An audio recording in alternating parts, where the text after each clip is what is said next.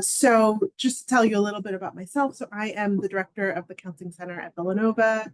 I started here in July of last year, so it's definitely been a transitional year for me, so I can relate to all of you all who are preparing to launch your kids out into the college world. And so it's been a great year, and I'm excited to share some of those things here with you all. So I like this idea of talking about resilience. I think it's a word that's used a lot. And I think we all have resilience within us, and resilience is something we can build. And I think I'm a big believer that our students need to build that resilience as young adults, as for the rest of their life. And I think that as parents or caregivers or supporters of young adults, that the more we support ourselves in these transitions, and all the places that our loved ones will go, that just creates more support for our students. So when I think about what have we learned about mental health, particularly since the pandemic, which I think was very difficult for many people, is that we see how our students are being impacted with over 80% dealing with some sort of anxiety. About 63% have worse emotional health than before the COVID-19 pandemic.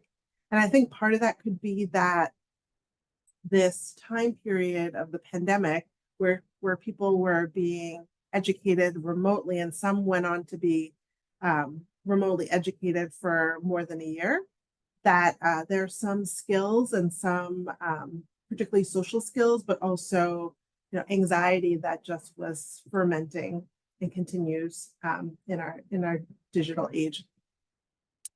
There's been a lot of racial unrest that kind of peaks and goes down. A lot of polarization we're seeing. About 20% identify with having had suicidal thoughts. 60% talk about difficulty coping with stress in a healthy way. A lot of difficulty with concentration. That may mean ADHD, that may not mean ADHD. 63% are struggling with depression. Almost 70% experiencing social isolation and loneliness. And so thinking about what does it mean to be in this internet generation, this I generation, where they have spent their whole life with a smart device of some sort, and that the ways in which that they communicate and get support may be different than our generation, whatever generation we're in. So how can we build resiliency and support and recognize that even though the pandemic is over, that the legacy of it lives on, whether it's that we have an immunocompromised system, whether there were skills or traumas or grief that we experience during the pandemic, losing loved ones, or just some of us who struggle with transition. So when I think of resilience, I think of many different things. So I think of what is our belief about ourselves? Do we have a belief that we can cope with the stressors that are in our life? Do we believe that we are skillful, that we are intelligent, that we can find the answers that we need, or do we feel like we're an imposter sometimes? Do we feel like we can regulate our emotions, or do we feel like our emotions rule us? How good are we at adapting? How willing are we to adapt? I think about the fixed mindset versus the growth mindset. And so what does it mean to be recognizing that change is a constant, and that there are going to be disappointments, there are going to be failures, that things aren't always going to come easily to us. And I think that what happens for certain students is that as they transition into college, that when they're perhaps in high school, they maybe do really well. And maybe for some students, good grades comes easily to them. And then they're kind of at the top of the curve. And then when they come to college, where they're amongst many students who are kind of at the top of the curve, they may find that they have to put in more effort, or that the structure of high school was really supportive of the way that their brains work and their study habits, and that they have to adapt to how they can be successful in college, which might mean changing majors, or that might mean getting more support or going to tutoring or going to the counseling center, things that they may not have had to do in high school. Willingness to be flexible, because we think about when you're rigid or unwilling to make changes, that can increase stress as well. Ability to solve problems, so whether that's you can solve it on your own, or that means that you can be able to access the resources on campus and in our support systems to solve problems. How emotionally aware are we? How emotionally intelligent are we? Do we know how we're feeling? Can we listen to our body and what our body is telling us we need in terms of right amount of sleep, right amount of nourishment, right amount of exercise? And when we recognize that we're feeling some sort of way, do we have healthy ways of channeling that energy? Can we identify the right social support systems that we need for whoever we are in this season of our life? And can we bring some humor into our daily life? So some things I like people to kind of think about that contributes to resilience is we're all born with a temperament, meaning that, you know, some people describe babies as like, oh, he was such a good baby, right? And what does that actually really mean, right? Is that about ability to sleep through the night? Is that about not colicky, non-anxious baby, easy to take care of? So just thinking about like, what are people's temperaments, right? Some of us are born more introverted, some more extroverted. Some of us are more slow to warm up. Some of us have a nervous system that is agitated or anxious. We're kind of wired to more of the depressive side, or more wired more to the anxious side or agitated side. And that's something we're just born into this life with. And then our environment kind of helps support us. And sometimes it's not always a good fit between the temperament we have and the environment that we're raised in. And so what's the attitude that we bring into our daily life, right? That some of us are more pessimistic, some of us are more optimistic, some of us are more realist, some of us kind of have a cynicism to which we approach life, and some of us, you know, kind of are eternally hopeful. And so just thinking about how attitude plays a role as well. I mentioned a little bit about fixed mindset versus growth mindset. That growth mindset usually brings more capacity and more resilience. You know, thinking about this nervous system that we all have, that our body is constantly taking information from the environment, and we're always looking for cues of safety and cues of danger. And that's happening at a body level. That's not even like on a conscious level, that's always happening. And our mind is tuning into what those cues of danger and cues of safety are. So for some people, you know, when they come to college, they feel right at home, right at ease. And others feel like, oh, this place is too big, or everybody seems to know each other, or they don't find their people right away. You know, what's the mood that we have, and what are our emotions, and differentiating the difference between mood and emotions, right? That mood is more of a state of being for a couple of weeks. It could be for the day, versus emotions is more like moment by moment, how am I feeling? So I love to bring in mindfulness, right? So I'm someone who's been trained, you know, as a psychologist for over 20 years, more specifically a trauma therapist. I spent a lot of my career helping people heal from trauma. I believe in the mind, body, spirit integration, and that our spiritual side is just as important as our emotional and our cognitive side. That 500-hour trained yoga teacher, because I think being in our bodies is really important. That if we spend too much time just in our heads, we're missing out on important information that our body will tell us. And I spent a lot of years also doing a lot of consulting around like, how do we create places and environments that support inclusion, belonging, that we support people of all identities, that we recognize the history of racism and sexism and homophobia and transphobia, And we recognize that that we have all kinds of abilities. Some of us are neurodiverse, some of us have disabilities, and how do we create an environment where all of us can thrive? So this mindfulness of, how do we come into this moment just as it is and build awareness, compassion, curiosity, and reduce judgments that get in the way of the quality of our life? And how does it help? How does mindfulness help us respond versus reacting, but also help us participate in life more fully? And how do we pay attention to all the ways in which we organize our experiences? So the sensations would be like on a body level. How can I know how I'm organizing what just happening? Some of us see the world more in images. Some of us are more connected to our feelings than others. Some of us are more aware of the thoughts that we're having, and we know that we get lost in thought at least 60% of the time. I think about vibes or vibrations, which is, when I enter a room, what's the vibe that I get about this place? And then thinking about all the behaviors and movement that we engage in, some of them subtle and some of them pretty overt.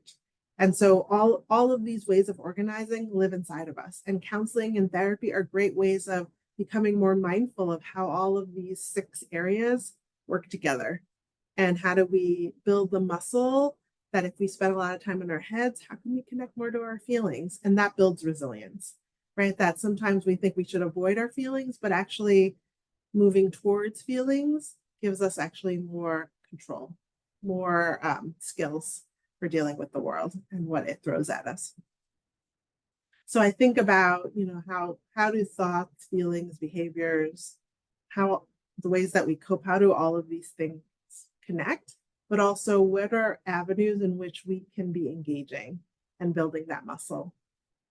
So the thing I like about mindfulness is really that when we practice mindfulness on a regular basis, it gives us more choices. It helps us recognize that there's a space between the thing that's happening and how we respond. And that leads to more freedom.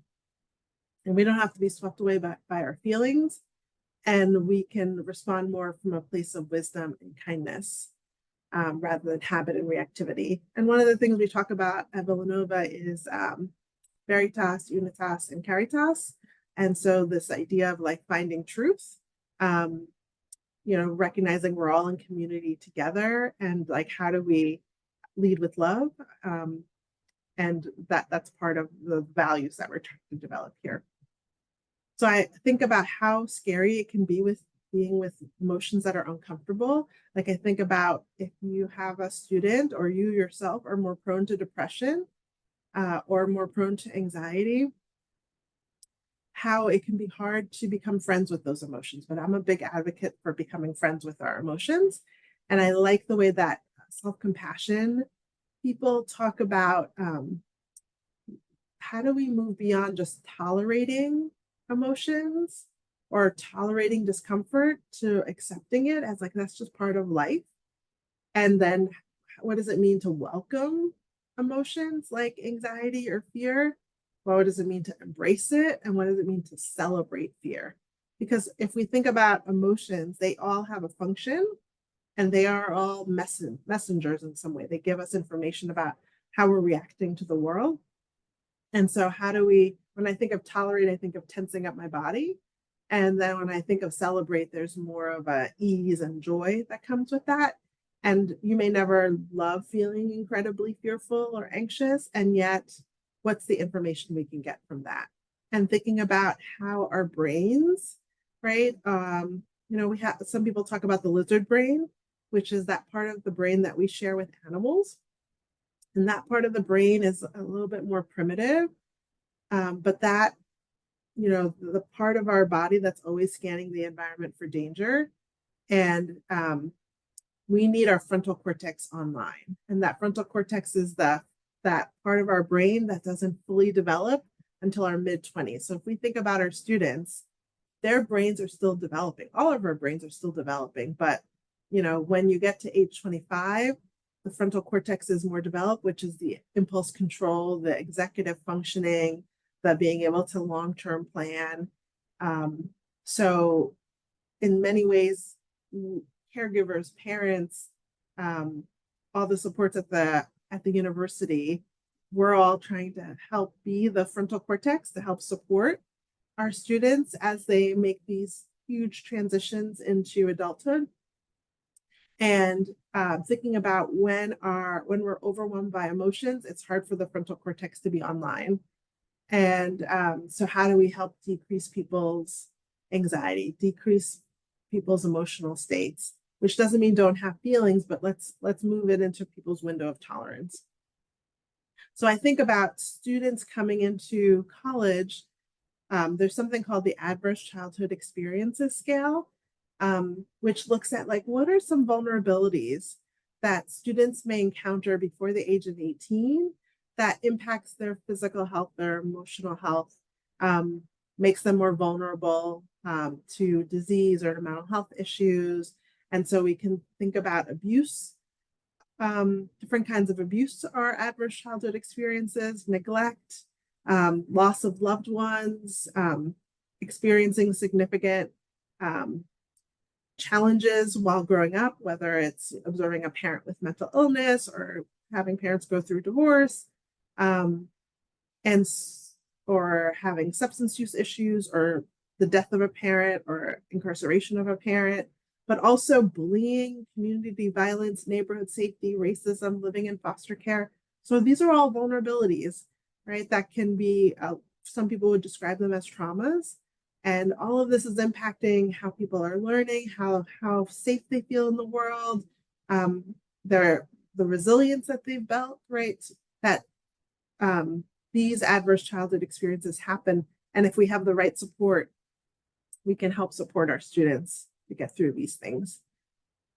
So when I think about like building resilience, I think of like, how do I expand people's optimal arousal zones, right? When are people like in the zone where they feel like safe and social, they can learn, they can connect with people?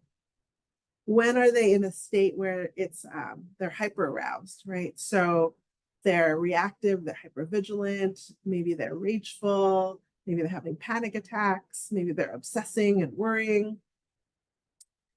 Maybe they're kind of in like a fight or flight mode, and versus hyperarousal, which is a different way of like shutting down, conserving energy, a little bit more depressive, a little bit more numb, disconnected.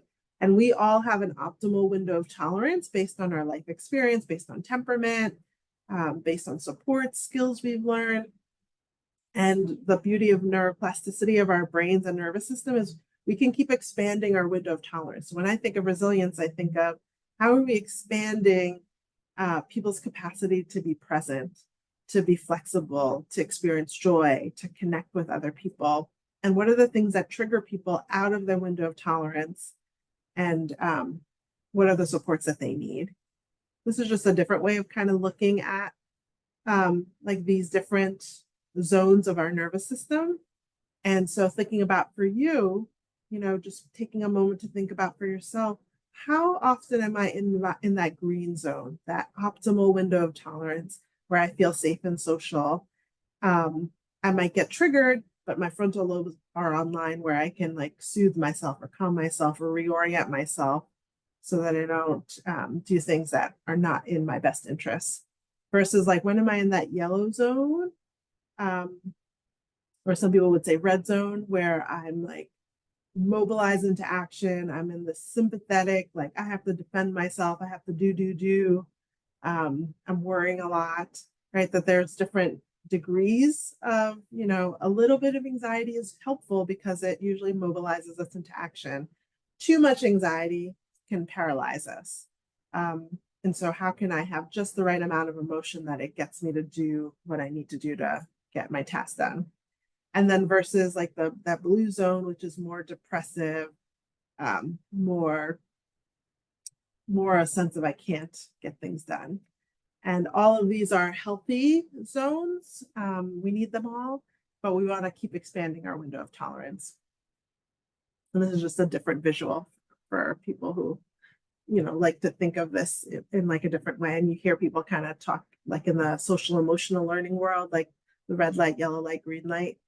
And at red light, we want to kind of be like really alert, like there's some sort of danger in the environment that we need to, we feel overwhelmed or in terror mode.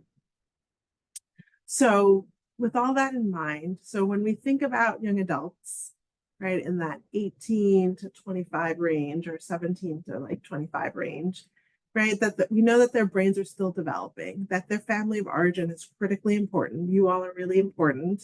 That we want to help support them have increasing independence and individuation.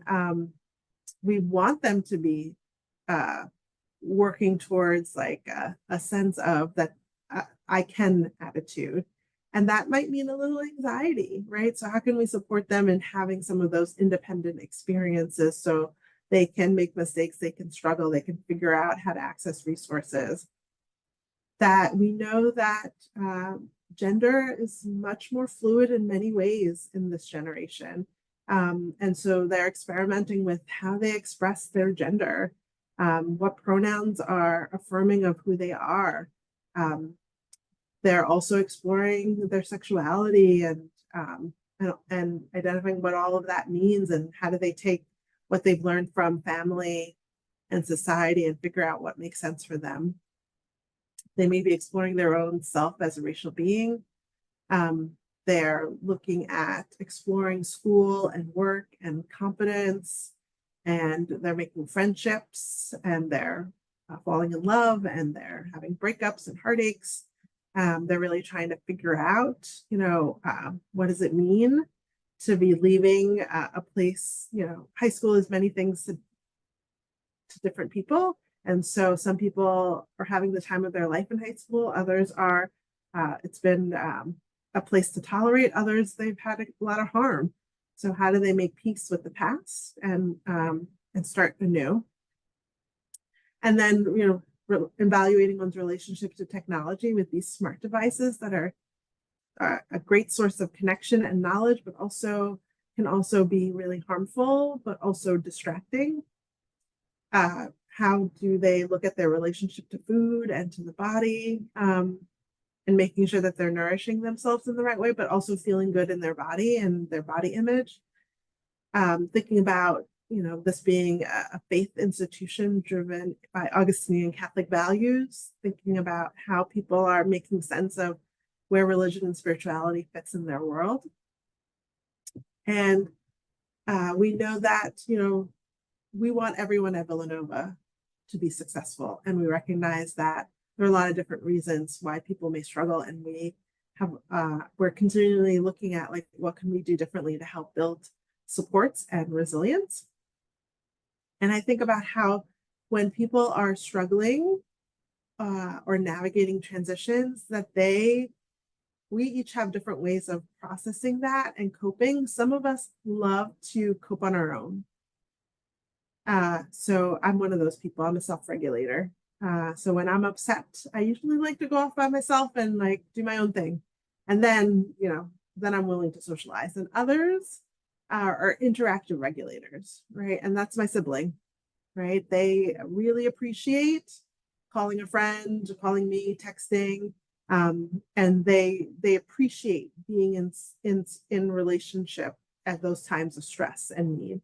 So this thinking about for each of you, are you more of a self-regulator? Are you more of an interactive regulator? And when you think about your loved one, a college student, like, are they more of a self-regulator or interactive regulator? I don't think one is better or worse than the other. I just think it's good to diversify because if you're a self-regulator, you can't always be by yourself, perhaps in those moments of stress and emotion.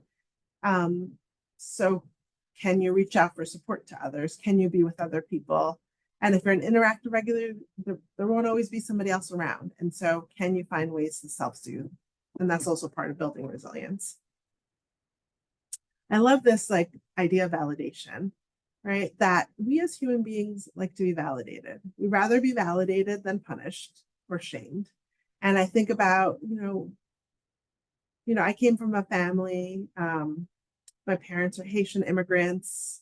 And so I'm the first generation born here. And I think about a lot of the wonderful things that they taught me to help me build my resilience and help me get this far. But they also kind of had a suck it up mentality, which was helpful in building resilience. And it would have been nice for them to be a little bit more validating sometimes, right?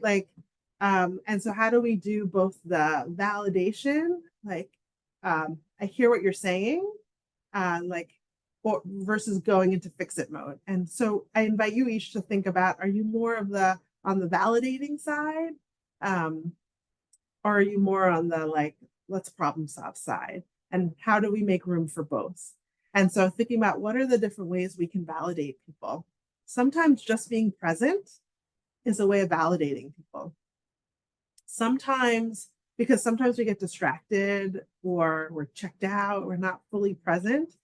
Sometimes just reflecting back what we heard, paraphrasing what we heard the person say, makes them feel seen and heard. Sometimes we don't always know how we're feeling, but maybe we can intuit or get a sense of how that person might be feeling based on what they're doing or saying. How can we make sense of how they're feeling based on what we know about their history, or just normalize, to be an emotional person there's nothing wrong with that. And lots of people feel that way. And then what are ways that we can also be vulnerable and just name that we too, right?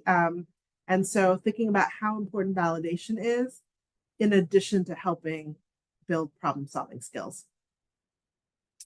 I love this healthy mind platter associated with Dan Siegel, who's a physician who talks about the importance of mindfulness, but also the importance of having these ingredients in our life in addition to properly nourishing ourselves. So I invite you to think about how can you support your loved one in building these skills around getting the right amount of sleep that they need for their bodies, getting the amount of exercise or physical time that's supportive of their bodies, the right amount of focus time. So we don't want them to be studying all day, but we want them to study enough to get their work done and to feel accomplished. The importance of relationship and connecting with people in real life or on the phone, that there's just something different about that than just texting or social media. We need to have play time and creativity time and connect to the child part of ourselves. We need some downtime, some unscheduled, unproductive time. We need time in, and that is time for self-reflection. That could be prayer, that could be journaling, that could be yoga, that could be meditation or mindfulness. It could just be a moment to pause at the beginning or the end of the day, or as we're transitioning from one meeting or one event to something else. So thinking about, I think of it as 8 ingredients, with the food pyramid kind of being the 8th ingredient, is noticing, do I have all 8 on my platter? Or are there some things that when I start to get a little stressed or I don't have that much time, I let slide away? And how can I have all of these ingredients in my life and know which ones are easier and harder? But all of these ingredients will help us build resilience, right? Because when we're tired, it's harder to cope with life, and we're more vulnerable to our emotions. If we're not eating enough, we're not eating the right stuff that's going to nourish us and keep us alert. That's not, if we're all work and no play, that's a problem. If we're all play and no work, that's a problem. If we're lonely and disconnected and we don't have our people to go to or to hang with, that's a problem. If we're always going, and we don't have enough time to check in with ourselves and how we're doing, that's can be a problem too. So the Holloway Counseling Center at the university, right? We're here year round. And 2 years ago, we started partnering with You Will, which is a third-party vendor that offers 24/7 telehealth. We know that since the pandemic, telehealth has been on the rise, and some students come to college already with a therapist that they're going to continue to work with. Others don't really want to come to the counseling center. They just want to connect. It's already included as part of their benefit as being a student.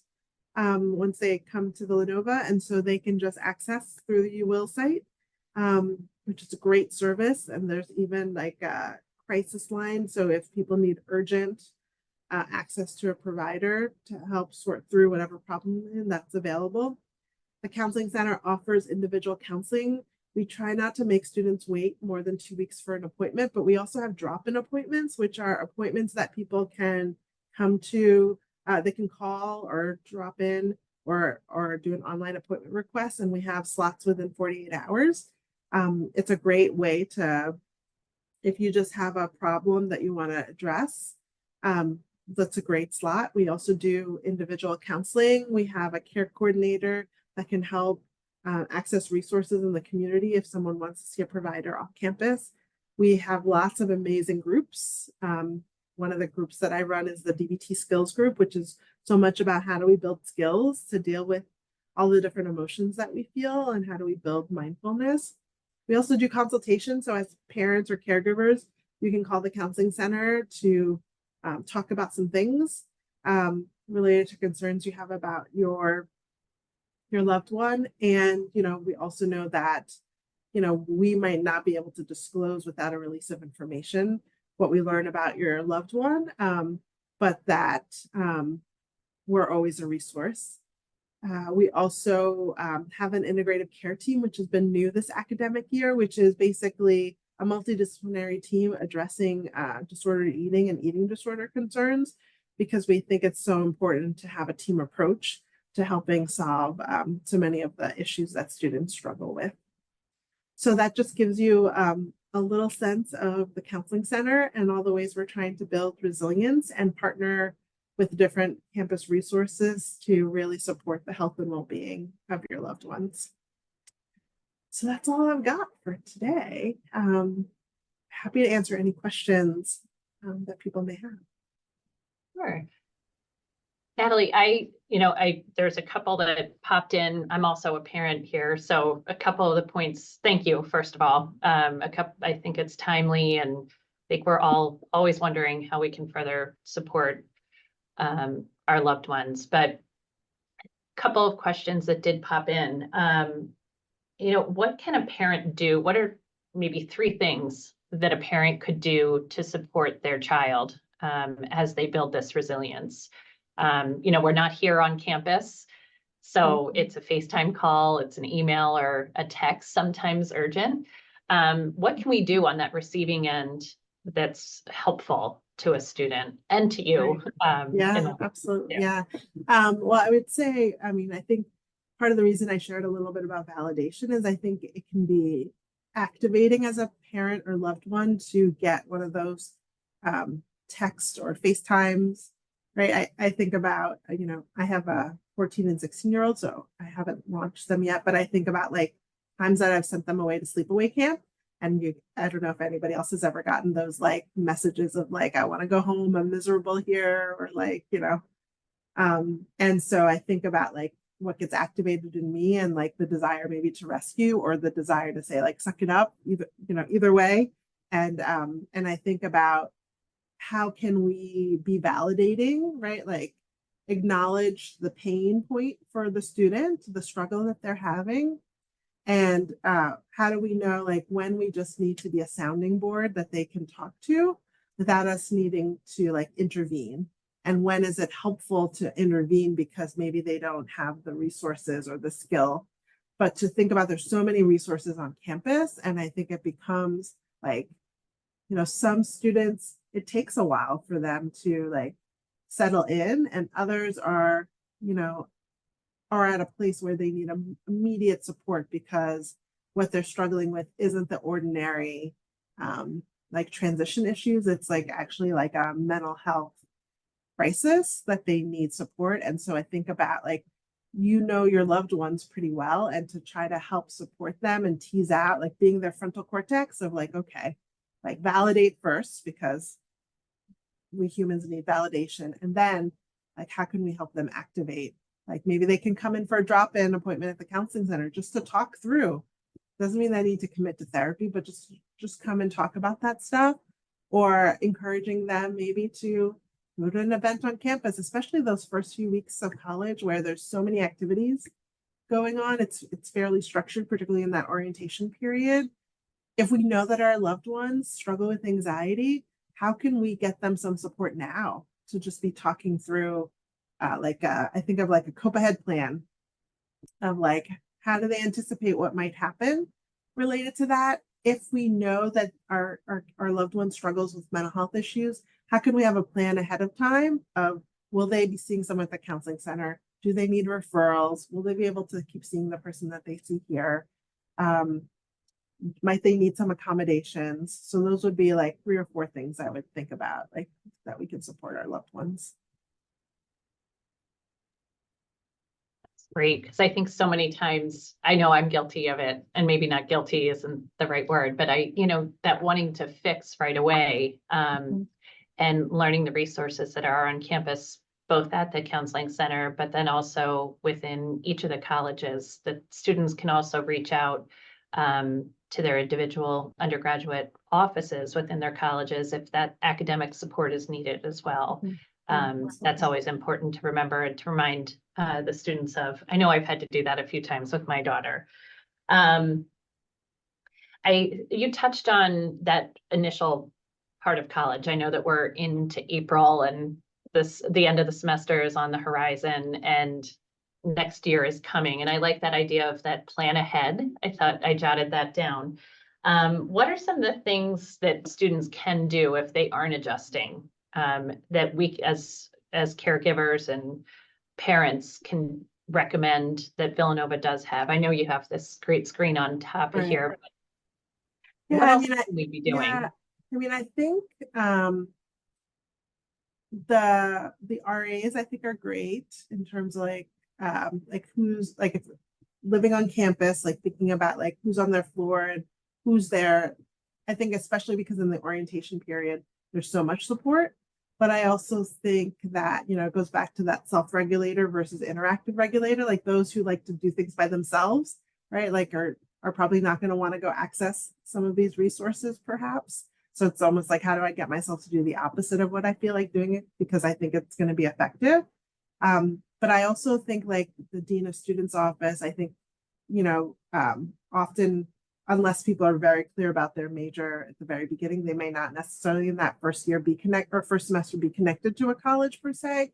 But I think about like, how do we begin to think about like the Office of Student Involvement, the Bandana Project, that there's a lot of student organizations. And I just invite people to, if they can, to buddy up and go try all the offerings that are there on campus, to maybe say, okay, I'm going to try to do one thing this weekend or one thing this week that's social, right? And sit with the discomfort of that.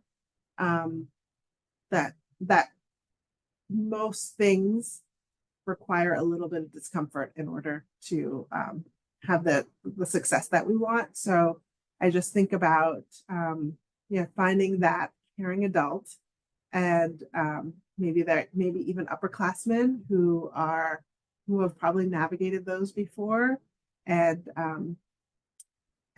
could be a great support about, more than likely, whatever you're experiencing, somebody else has also experienced it. And so how do we decide to be a little bit vulnerable and share? Because I think there really is an attitude on campus, particularly with staff and faculty, around supporting people and being able to thrive. And so many great places like learning support services, and like there's so many great places on campus. Mission and ministry, so many great places. And as families, I always like to recommend, you mentioned, Nathalie, that they can call in to the counseling center for consultation. And there's a line of information and discussion that you can have. But I always do like to remind families that if they don't know where to start, I'm more than happy within my office to work with you to help you kind of noodle through some suggestions and services that you can recommend to your student as well, as a resource. So please don't ever hesitate to shoot an email over to me at parents@villanova.edu or call me directly. those, it's all on the web.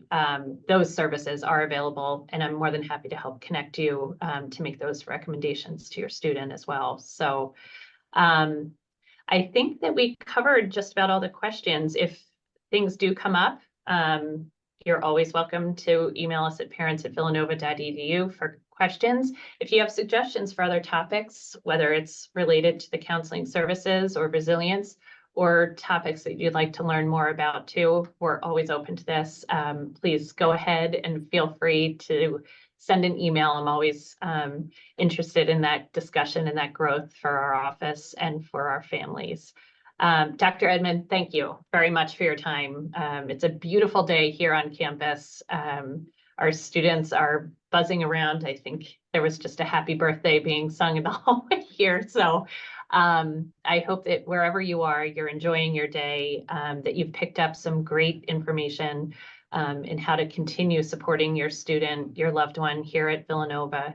And as always, thanks so much for being here and for keeping the conversation going between your home and Villanova University. So Dr. Edmond, thanks again, and have a great day, everybody. Take care. Take care, everyone.